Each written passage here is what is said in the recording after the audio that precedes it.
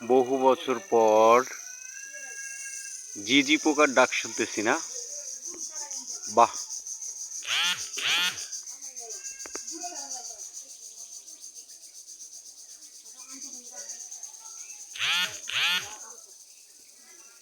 ঝিঁঝি পোকার ডাক আসলে অনেক সুন্দর লাগে।